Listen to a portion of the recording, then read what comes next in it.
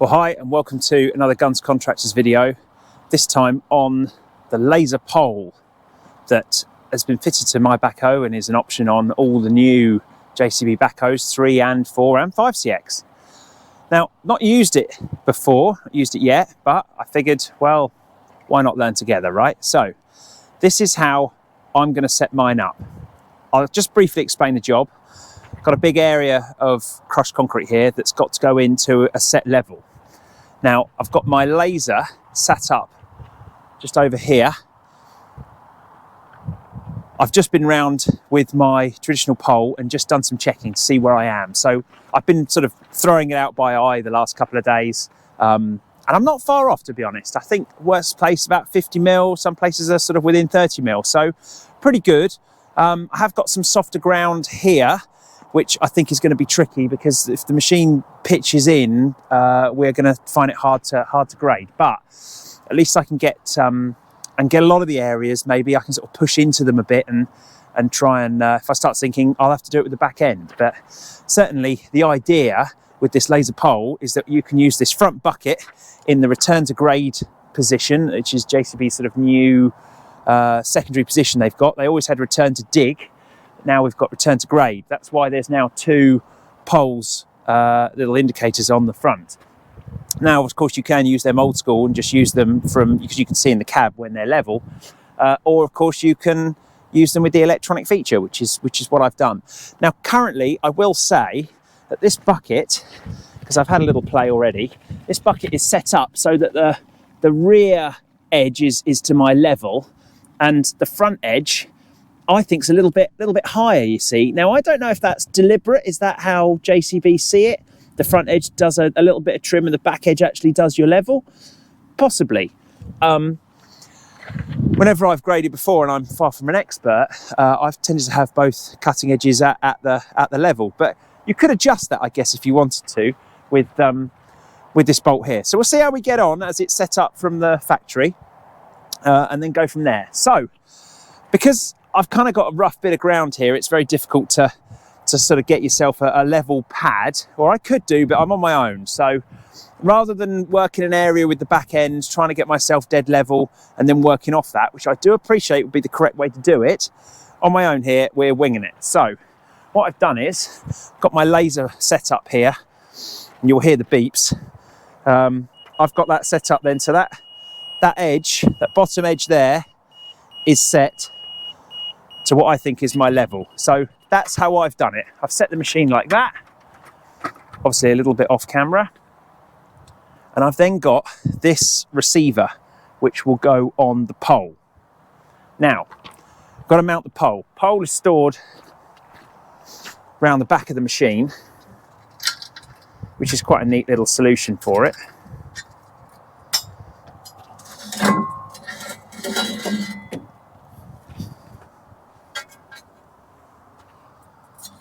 Clip that back in there. Don't want that getting caught up in the tyre. And it's got some marks on it, but I'm not quite sure how useful they'll be yet. Anyway, I need 2 hands for this, so let me set you up and I'll just get this set up now. So we slide it in. It's a little bit tricky to get to these 2 fasteners here. A little bit easier actually if you do it from this side. The pole is slightly offset actually, it's not dead center of the machine. Do them up. Yeah, that seems pretty well fixed. That's not going to move about during our work. So I know my bucket, my cutting edge is relative to this, right? So all of this is in a fixed position. Obviously if I change position of the bucket, it's going to change where I'm at, but that's the whole point of the return to grade, is that you can set your bucket to the same level every time when you're ready to grade, and you can get a consistent level out of it. So we'll turn on the beast of a receiver. These are about, so the pole I think is like a 250 pound option to have on your backhoe. Said you can get it on the 3s, the 4s and the 5s. Comes standard on the Groundworker Pro, but then you of course have to buy one of these, which is a little bit more money. So Now this has a tilt function on it and all sorts, which I've yet to kind of work out whether I'm going to be quite right. But anyway, we've basically got to set this up, and of course you've got to have your laser at about the right level to get this right. Now, is that going to be good enough? Because you've got to kind of put it on a bit of an edge. I'm just in the band there, and that should be telling me. Of course, I'm facing the wrong way. This is the problem. So lesson 1 is have the pole facing the right way. We'll do some editing.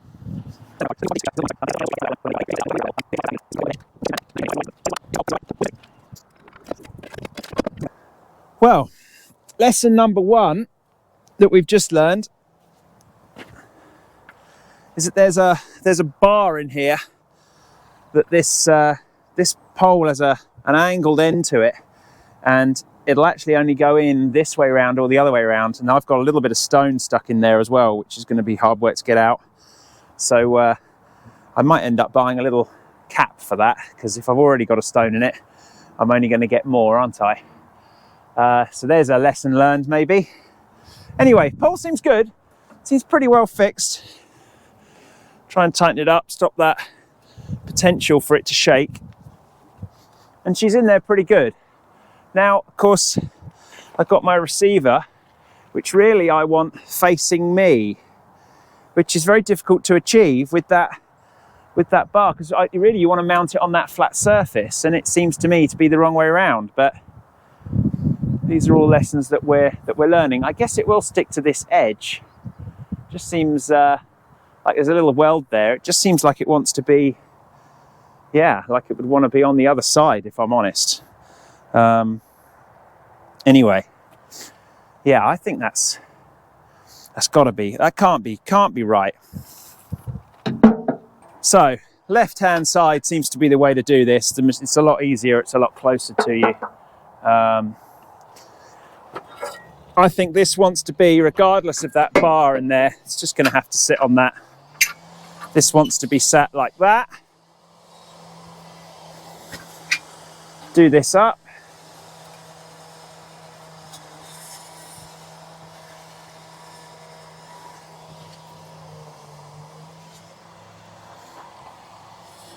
Now this should pick up this receiver from all angles.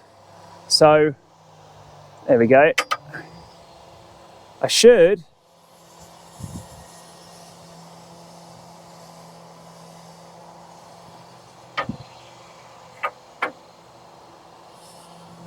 go on. There we go.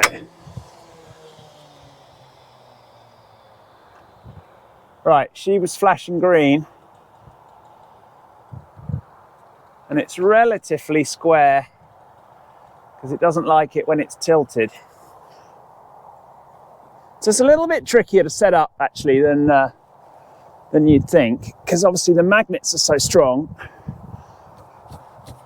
but then you don't want it moving either, which is another potential issue with this, is that if this, with rattling and moving the bucket and stuff, starts to move beyond this point you've got, you necessarily wouldn't know about it from the cab. But because you haven't got full contact with these magnets, I mean, I'm a little bit right at the top of my pole, but you know, even then, the width of the pole itself to mount this on with these magnets that come with the Leica laser are not quite there. But we should now have the machine telling us we're level.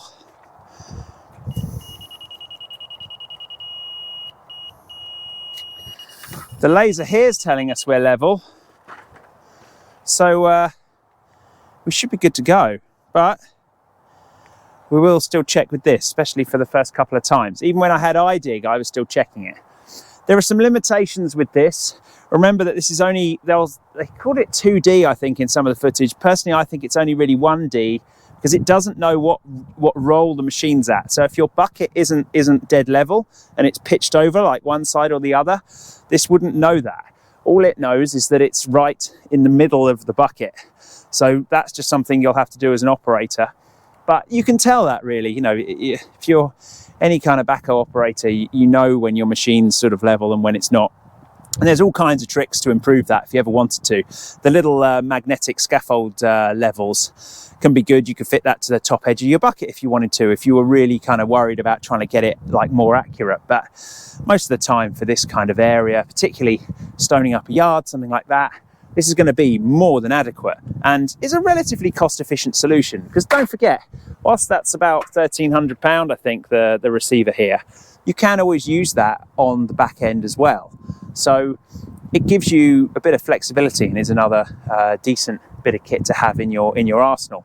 Not going to be as good as iDig because obviously it doesn't understand all of the different positions the buckets are in and things. And I'll run through the differences while I've got this between a full 2D system and, you know, a machine like receiver, which this is, because these are quite a cost-effective solution. I mean, they're 20% of the price of an iDig system, so and like a tenth of the price of, or even maybe less than a full GPS. So again, you know, you've got to have a bit of a compromise for the cost of these things. But yeah, let's get in the cab and see how we do. Right, obviously you can see the laser mount now flashing away, and it'll tell you, because you know that's the last time it saw the laser. It'll kind of flash the lowest arrow, you know, for if you're way above or way below your grade, sort of thing. So what I'm going to do is just give myself some material to work with, because I know I'm a little bit low in some places. So I'm just going to give myself a bit of a little bit of material here, so that we've got something to play with. Because of course grading is great, but if you're, you know, significantly low, then not a lot you can do with that. You need more material. So we'll give ourselves something to push, because no point otherwise. And yeah, let's just see how we get on. This is relatively hard ground here. I'll sort of try and start on my firmer bits and see if we can push into the softer areas as we go. So right, that's a bit of material out. Let's see if we can't make this work. So unfortunately, if you have return to grade on, which is a little switch down on my right hand side, the bucket, it'll stop when it gets to that point. It won't let you go any further, but it also doesn't seem to want to let you back any further than that either. It's almost like that's the sort of return to dig setting. So if you're trying to then push into a pile, it won't let you pull the bucket and crowd it round. It's a bit of a shame. So anyway, we'll get a set down there, and that should be that same setting, remember, that we had set before. It's hard to see. You can't actually get your eyes on that cutting edge, but yeah, that should be our position. Now we should then be able to set ourselves to a grade, right? I think we'll hit first gear for this. Let's give it some. We're in 4-wheel drive, and now in theory I should be able to drive just using that laser, right? And I've not done it. You are literally seeing me doing this the first time. I mean, I've played with this in the JCB quarry, but it is yeah, this is the first time. So apologies if I go a bit quiet, because we're kind of, you know, driving and YouTubing and making it work is not all that easy. Now, most operators would generally look down out the window, but I've just got to trust that that's at the right height. And remember, we'll get the laser out in a minute and see just how accurate we've been here. Now seems to be consistently a bit high. Of course, I can do multiple passes on this, so, you know, we don't have to go absolutely crazy. It's now deciding to do a DPF change. That's what the beep's about. And it'll want me to work the machine harder, which of course sometimes is not always possible to do. Anyway, joys of stage 5. It's so like easy to be one side of the line or the other, because of course as the back wheels in this follow the ground around, things change, don't they? So yeah, it's kind of interesting actually. Let's see. Now a bit low, now a bit high, now a bit, yeah, it's tricky to get that that dead right. Of course, what we would normally do as operators is then maybe backblade that, and let's see if in a bit of float setting, if that doesn't like even it out a little bit.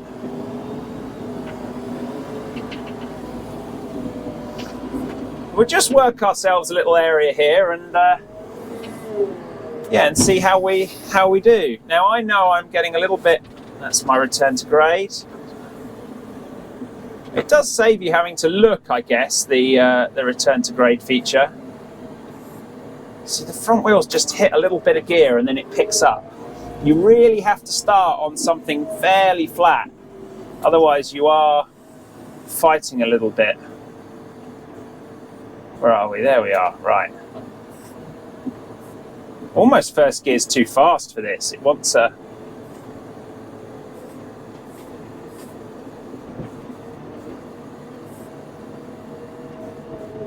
lower gear. You almost want to be going even slower. If you had a bit more material you were pushing, it would probably put a bit of resistance in front of the gearbox, but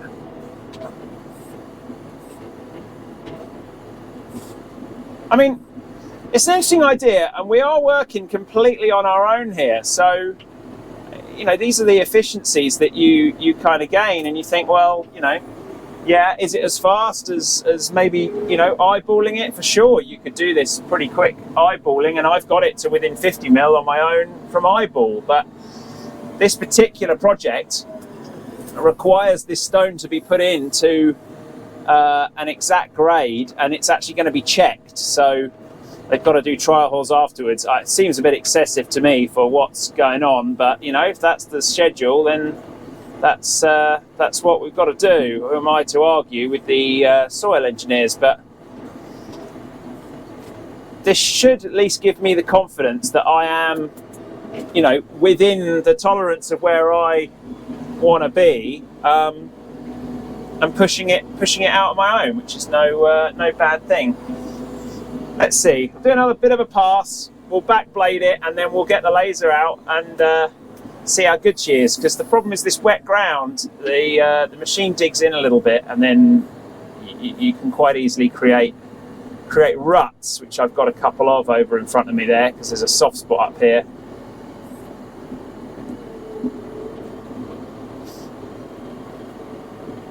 It's an interesting idea. It's actually a bit better with a bit more material in front of you, because you can then use the accelerator to speed up rather than it trying to kind of run on a bit when you're just trimming very, very lightly. That wasn't a bad pass.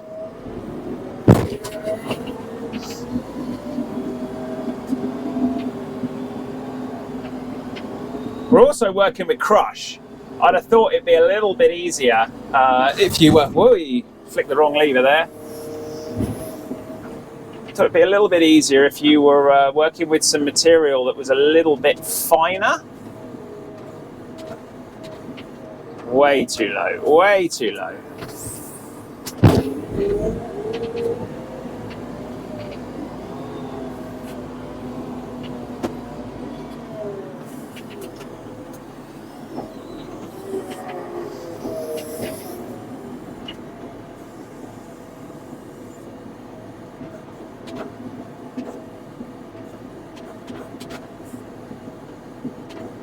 Of course, the next thing would be to have some sort of auto grade on this, where you could pretty much know that you're at the right level, you know, all the time. That'd be nice, wouldn't it? And it would almost push out auto grade. Yeah, okay, it might take the skill out of it, but hey, I got a job to do and I need to earn money. So the faster I can do it, the better for me. I don't care if I'm considered skilled or not. If the tech can do it for me faster, then I'll take that and I'll enjoy the money in the bank account at the end of the day.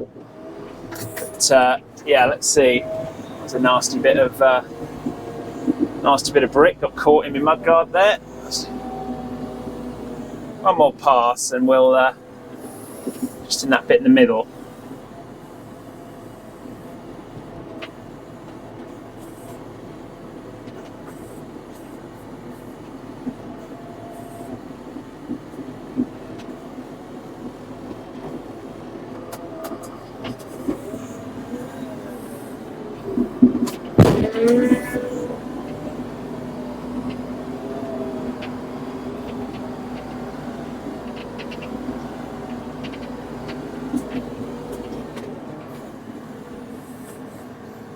let's get out and have a look, shall we?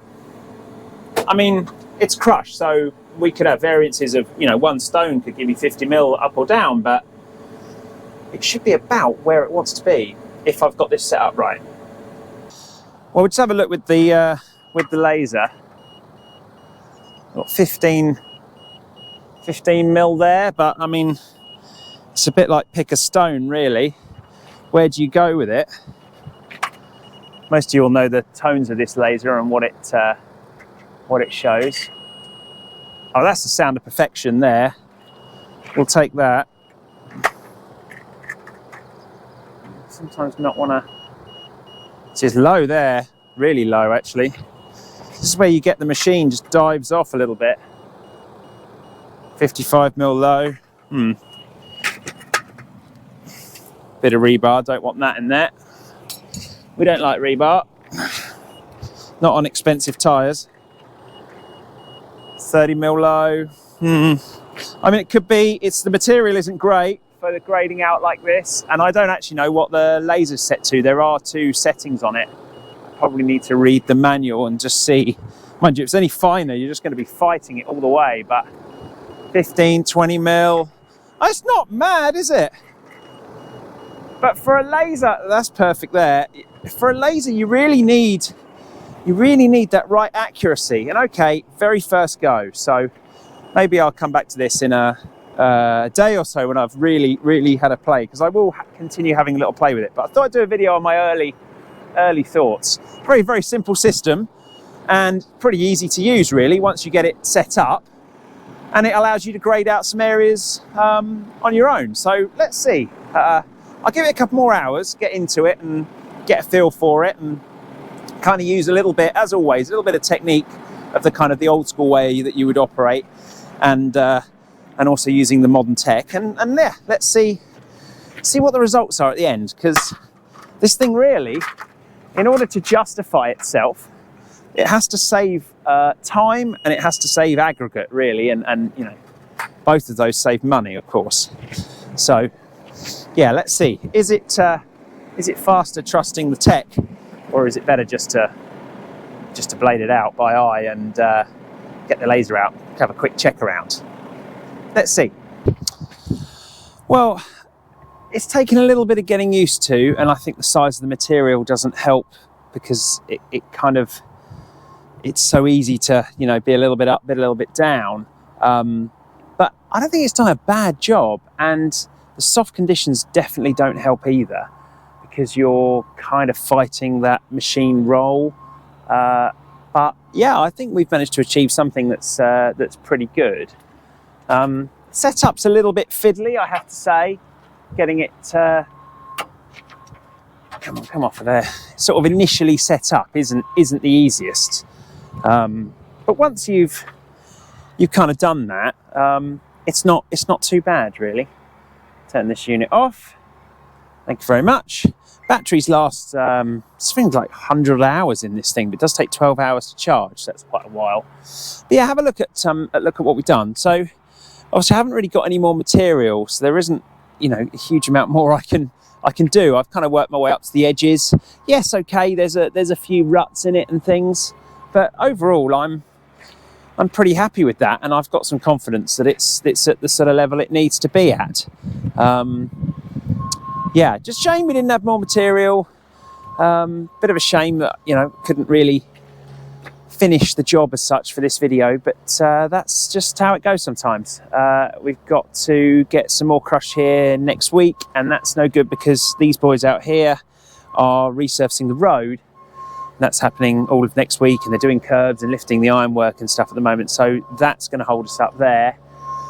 So yeah, we'll have to wait for them to finish their bit, and then I think we'll return here when the crush is done. But arguably, what's the point really until we've got the soil tests sorted and we know we can follow on with the subsoil? So yeah, it might be a different look by then, because that'll probably be another sort of 4 to 6 weeks time. So we're not that far off Christmas, are we? I have plenty of other jobs that we need to be doing. So anyway, hope you've enjoyed this one.